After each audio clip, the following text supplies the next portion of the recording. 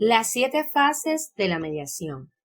Por ser la mediación un proceso estructurado y metodológico, es importante cumplir con cada una de las etapas en aras de realizar un proceso que satisfaga las necesidades de las partes y así obtener los mejores resultados de este, como nos dijo Mitchell 1994.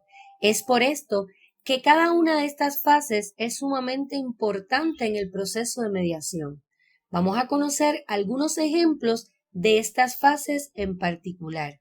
Comenzamos con la orientación, que es la fase inicial donde se le explica a todas las partes de manera conjunta o por separado la naturaleza del proceso de la mediación, sus virtudes, beneficios, limitaciones y escenarios posibles ante la litigación u otra metodología para transformar el conflicto.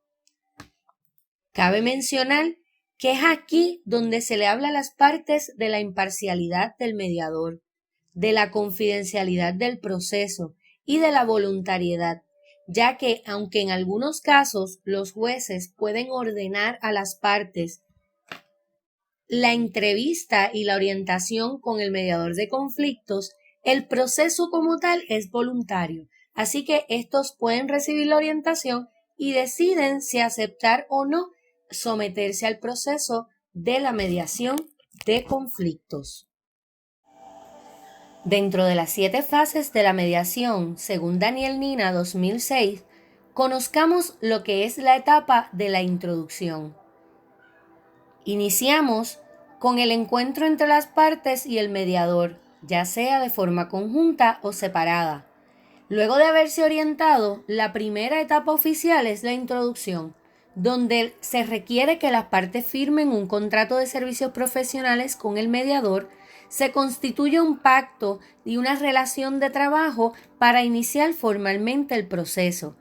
El mediador discute las reglas procesales y a su vez los aspectos de planificación del proceso de mediación, como las fechas de secciones donde van a estarse encontrando, la documentación necesaria para el proceso, la manera en que se pactará el acuerdo tomado entre las partes, así como otros detalles importantes para el proceso de mediación.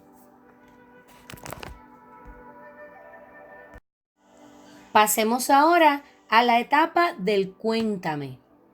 En esta se trata de la primera fase oficial en la que las partes presentan su versión de los hechos y cómo cada una de ellas interpreta lo que pasó. O sea, el mediador va a conocer las posturas iniciales de las partes. El mediador debe dirigirse hacia las partes haciéndole preguntas generales, abiertas, de manera tal que cada una de las partes pueda sentir la confianza de contarle qué fue lo que sucedió.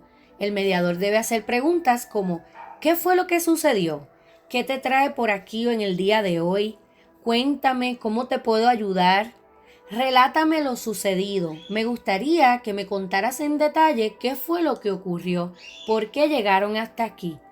Preguntas como esas que acabo de mencionar como ejemplo son las que debe utilizar el mediador para generar confianza y que las partes puedan contarle abiertamente la versión de los hechos, para entonces prontamente ir identificando los intereses de cada una de estas partes.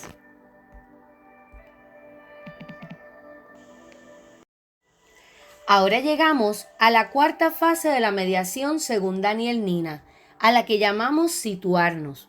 Una vez que el mediador ha escuchado las partes, debe ser diestro para sintetizar la información, o sea, simplificar esa historia que me acaban de dar las partes y redactar una agenda de conflictos según cada parte los entienda. Esta agenda es útil porque permite a cada parte visualizar los conflictos desde la perspectiva del mediador, y es importante que las partes acepten las sugerencias del mediador en cuanto a cómo se han simplificado los conflictos presentados. Es aquí donde aplico todo lo aprendido en el proceso de negociación, donde identifico la historia de las partes, las posturas, los intereses similares o particulares de cada uno de ellos, para poder delimitar un horizonte de reconciliación. identificando los intereses en los cuales las partes coinciden y de esta forma poder llegar a la fase de arreglar y de establecer un acuerdo dentro de la mediación. Hablemos ahora de la quinta fase de la mediación según Daniel Nina 2006, a la que llamamos arreglar. Desde la perspectiva de la mediación, esta resulta ser la etapa más importante y donde más tiempo se debe emplear. Ya el mediador, habiendo comenzado a hacer uso de las destrezas de negociación, en particular transformar posiciones a intereses para lograr que las partes en conflicto logren reconciliar sus diferencias y transformar el conflicto, va a continuar aplicando estas destrezas de negociación.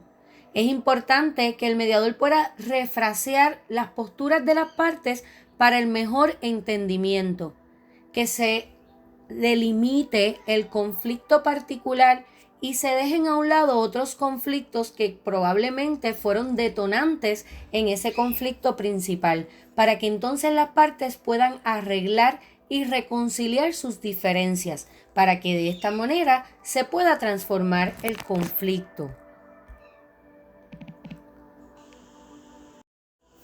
Llegamos ahora a la fase del acuerdo.